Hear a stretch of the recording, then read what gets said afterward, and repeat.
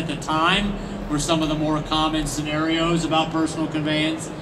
But the more important thing about personal conveyance than specific scenarios is understanding what it is. If you can get this basis for personal conveyance down, I think it will help you with all of your questions. So the first place to start is it's really pretty simple, okay? Personal conveyance is an off-duty status. All right, if you look in the reg part of the regs, actually if you look anywhere in the regs, you will not find the term personal conveyance anywhere. It's a term of art. The only place it shows up is in the original guidance that we did, and then the guidance that we did now. It's actually not even in the ELD specs. In the ELD specs, it's called authorized personal use. Okay, so you're off duty. So in order to off duty, what has to be the case?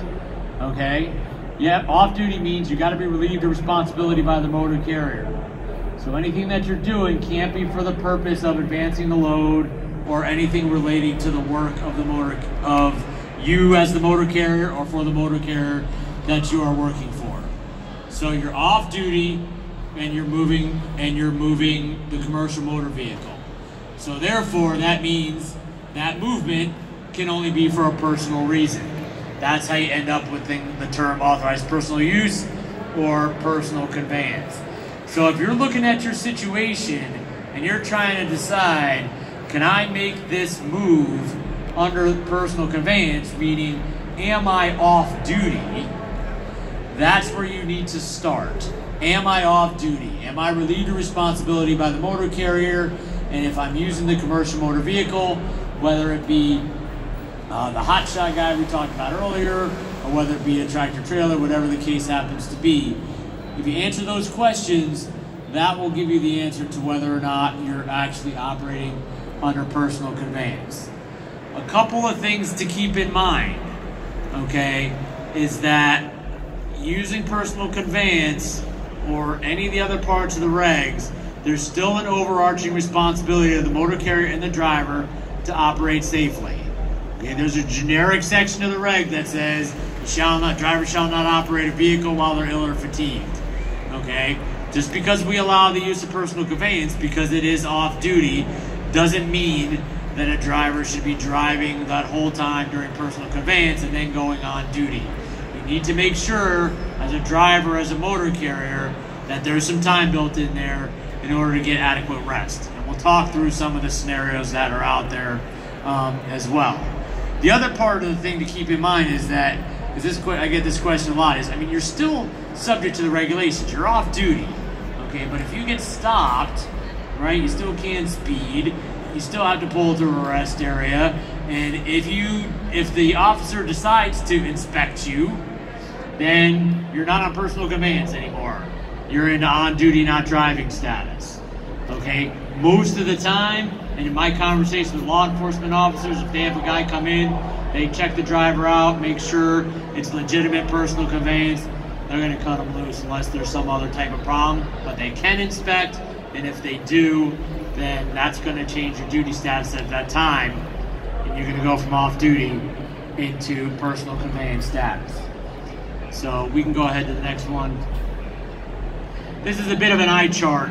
So I'm gonna, this is all on our website too.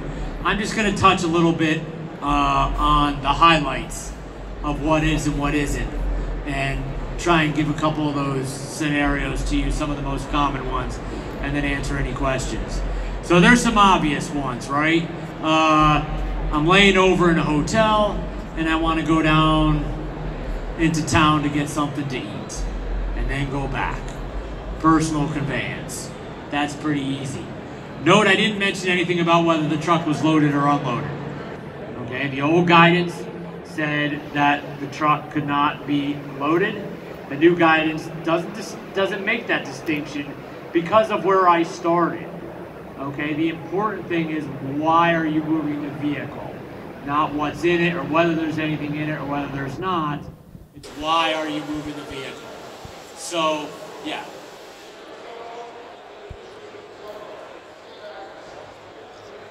Annotations.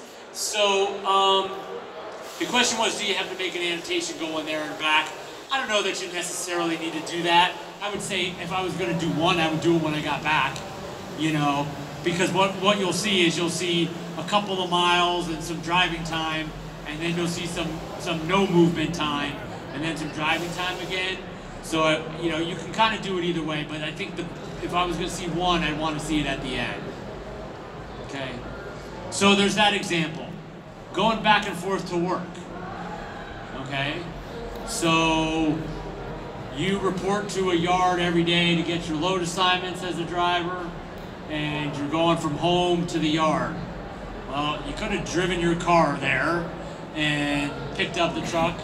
So that drive kind of is the same thing. That's commuting time, that's personal conveyance, that's not part of your hours of service. Okay, that's kind of one of the more common examples. Okay, the opposite of that is you're dispatched from home. And even if the dispatch is go from home to pick up the load at, you know, yard A and then take it to point B, that there's no personal conveyance in that scenario anywhere. Okay, because all of the movement of that vehicle was for the purposes of advancing the load. It was at the direction of the motor carrier, so none of that is personal conveyance. A couple of other things that come up, and then I'm going to address your question kind of at the end that you had before. If you have to move the vehicle during your off-duty time, so there's two scenarios that have come up just before this session today. One is I have to move my vehicle in the truck stop for some reason, and it's going to show up as drive time because I have to move from one location to the other, one spot to the other. That's personal conveyance. That's not going to interrupt your 10 hours off. Okay? Same thing if at the direction of a safety official, i.e. law enforcement or somebody like that, that says, you know what, you're going to have to move. You thought you were in a place where you could stay. You're going to have to move and move over here in the lot or move to wherever. The idea is the purpose of that movement is not to advance the load any. The purpose of the movement is to get it to a different spot so that you can be safe. And so that would not interrupt your off-duty time. We don't want to break up that 10-hour period. Yeah, we also call that brief and necessary. Yeah, brief and necessary is a little bit different because it relates to sleeper berth. So I don't like to confuse people by bringing that up too much, but it's at the direction of it's not to move the load, it's at the direction of the motor carrier. And so the last one is the question this gentleman asked earlier, and this is something that was never in the guidance before. Okay, and this is what happens if I'm at a shipper or a receiver. I had plenty of hours. I'm sure this scenario won't sound familiar to anybody here, right? Mm-hmm. I had plenty of hours to get everything done. Well, then it turns out that I didn't have plenty of hours to get everything done, and I sat there for 4 hours instead of an hour, and at that point in time, my time was up, and I was off duty. What do I do now? And I've got to get out of there. They told me that I can't stay. So previously, you'd go down the road and you'd be in violation of the 14-hour rule. Okay, but what this guidance says is if the purpose of making that move is purely for the purpose of getting somewhere safe and at a reasonable distance away to get the required rest, then that can be considered personal conveyance. Okay, regardless of what direction it is. Okay, you don't have to deliberately go backwards. Okay, but it says nearest reasonable, safe location. We don't define what that means because it's important that you as a driver or you as a company define what that means. We don't want you to be parking somewhere that's the closest place that doesn't have adequate lights or isn't safe for some other reason or whatever the case happens to be. So nearest reasonable, safe location to park. That also means you can't go an extra hour down the road because you're a points member at the truck stop that's a little bit further down the road and you would rather stay there. Okay? People think I make this up. It's a question I actually got. You know, nearest reasonable safe location to get the required rest. So that is what that provision is all about. Again, if you go back to that, my very starting comments, is what is the purpose of the movement. In the first example I gave you, the purpose of the movement was to go down and get something to eat. I gave you the example of going to work. Okay, and in this case, we're giving you the example where you're just going to get somewhere safe to rest, and that could be considered personal conveyance. We don't have it on the what's not slide here because we didn't put it in there, but I'm going to bring this up anyway. What doesn't count as personal conveyance is I'm driving down the road and I hit my 11 hours, and then I'm going to keep on going until I find somewhere to park. You cannot use personal conveyance to extend your duty day. Okay? So the only other point I'll bring up there is that's another opportunity and another time when you should be making an annotation in your ELD. Make the annotation before you leave the shipper.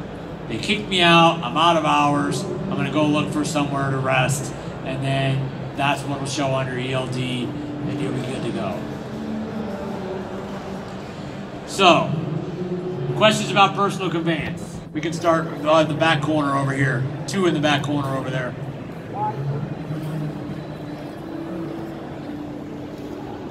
Why couldn't you use driver discretion? You were saying that you wouldn't allow a driver, if he stayed on a lot and ran out of time to get to a safe place, if he was a points member like a TA or a Petro or a Lowe's or pilot, why wouldn't that be the safest way for the driver to handle the situation? Well, because then at that point you're not moving the vehicle only for the purpose of getting to the nearest safe, reasonable location to get rest. You're going to the nearest safe, reasonable, safe location that you could get points. Okay? So it's got to be, you can't, at some point in time, we're allowing a flexibility here, right? And so what you can't do is you can't leave it wide open. You're already at the hours limit, right? The rule says, like it or not, the rule says you got 11 and 14, okay? So we're allowing some flexibility to get to the nearest safe location. It means exactly that. You can't bypass a couple of different places. At that point in time, it is unfortunate, and that's an hours of service question about that whole thing, but we can't allow personal conveyance to go beyond that nearest safe location. Well, I'm a little hoarse.